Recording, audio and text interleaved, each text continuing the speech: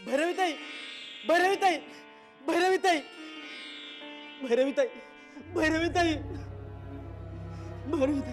काय झालं? विश्वास दादा गेले. ते आता या जगात नाही राहिले.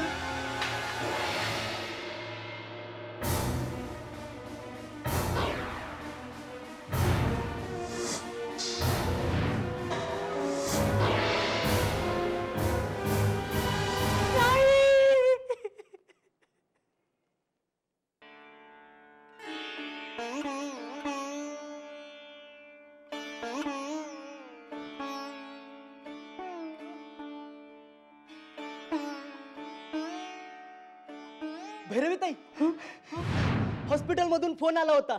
विश्वास दादांच्या जीवाला आता धोका नाहीये. त्यांची तब्येत आता पूर्णपणे बरी झाली आहे.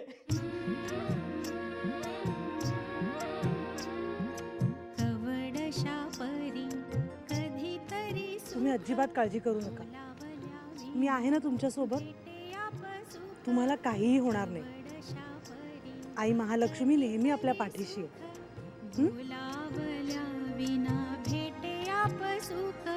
स्पर्शायाला हाता होत नाही धीर फुलांनी टिपावे गीतके नाचू. दामोदरम वासुदेवम हरे श्रीधरम माधवम गोपिका वल्लभम जानकी नायकम रामचंद्रम भजे. हरे राम राम राम हरे हरे हरे कृष्ण कृष्ण कृष्ण हरे हरे. माझ्या आईचा गोंधळ काय झाक वाटलं माहितीये? अहो गेल्या कित्येक सालामध्ये अशी आरतीच ऐकली नव्हती बघा. म्हणजे एकदम आमच्या वहिनी साहेबांचीच आठवण आली.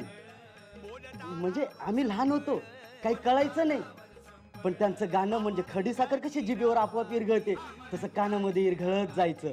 एकदम सरस्वतीच होती म्हणा ना त्यांच्या गळ्यात. तुमच्या गळ्यात आहे तशी. पुढे आणि पूजा किती झाक बांधली.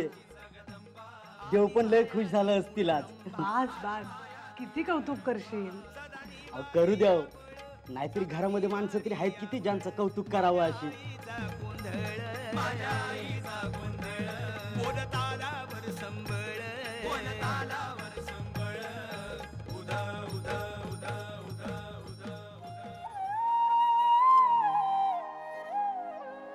नेहा, अगं असं आरती घेतल्याशिवाय जाऊ नये.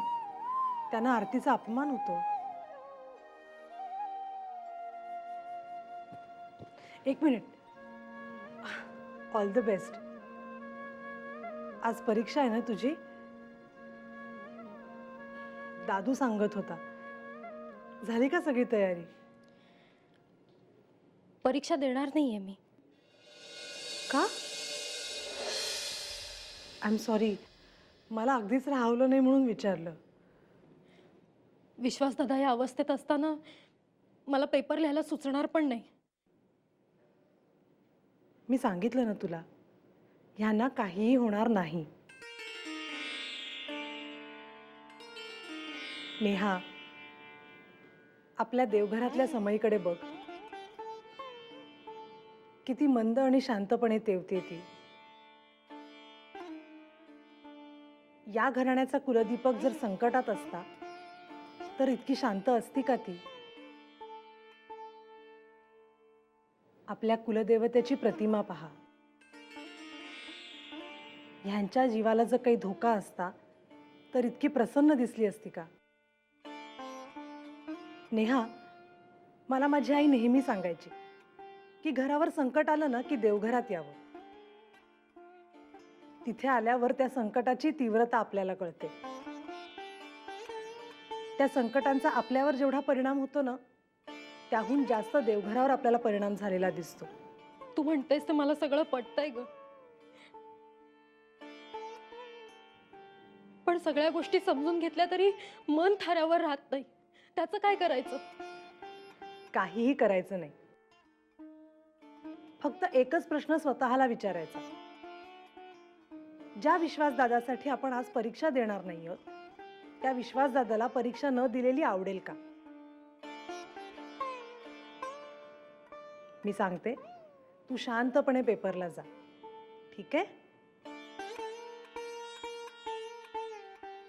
मला विश्वास दादाला भेटायचं.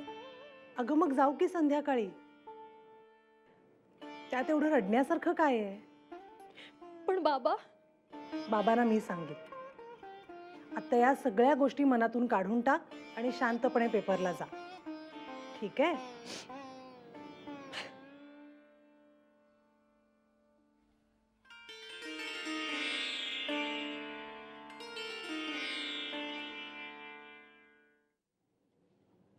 मी तुळशीला पाणी घालून येते. डिक्टो वहिनी साहेब.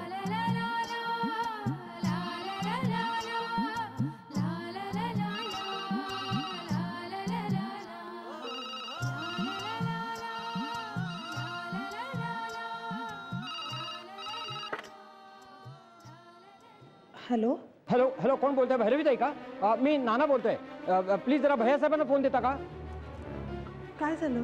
अहो, तुम्हाला सांगून काही उपयोग नाही म्हणून तर मी विचारलं, भैया साहेबांना फोन देता का प्लीज? तुमच्या तब्येतीला तर नाही नाही, विश्वासरावांच्या तब्येतीला काही झालेलं नाहीये. मला भैया साहेबांशी काहीतरी वेगळ्याच विचार बोलायचा, प्लीज. मी हट्ट करते, मान्य आहे मला नाना, पण भैयासाहेबांची तब्येत पण फार बरी नाही आहे. कुठल्याही प्रकारचा मानसिक ताण त्यांना द्यायचा नाही असं डॉक्टरनी स्पष्ट सांगितलं. कारण एकंदरीत तुमचा स्वर ऐकता तुम्ही काही फार चांगली बातमी देणार आहात असं मला वाटत नाही. इतकं समजतं मला नाना. खरंच तुम्ही मला सांगा काय झालंय ते. अहो, तुम्हाला सांगून काही उपयोग नाहीये. झालेला प्रॉब्लेम सॉल्व्ह करण्यासाठी भैया साहेबांसारखाच तसाच कोणीतरी खंदा माणूसच असायला हवा. त्याच भैयासाहेबांची मी सून आहे नाना. माझ्यावर विश्वास ठेवा. मला सांगा काय झालंय ते. अहो, इथे ऑफिसमध्ये मोठा प्रॉब्लेम झालाय. भैया साहेबांनी विश्वासरावावर गोळ्या झाडल्याची बातमी गावभर पसरली आहे आणि त्यांचे विरोधक आता त्याचाच फायदा घेऊ बघतायत. इथे ऑफिसमध्ये आले ते आणि त्यांनी नासधूसही केली आहे. पण भैयासाहेब ऑफिसमध्ये नाही म्हटल्यानंतर ते घरी निघालेत. अहो, ती माणसं कोणत्याही थराला जाणारी आहेत, काही ऐकून घेण्याच्या मनस्थितीतही नाही आहेत. तुम्ही येताय ना इथे? नाही नाही, मी तिथे येऊ शकत नाही. मला इथे ऑफिसमध्येच राहावं लागेल. इथे कोणीतरी सिनियर माणूस असायला हवा. ठीक आहे, तुम्ही थांबा तिथेच. इथली काळजी तुम्ही करू नका. हो ठेवू फोन? हो.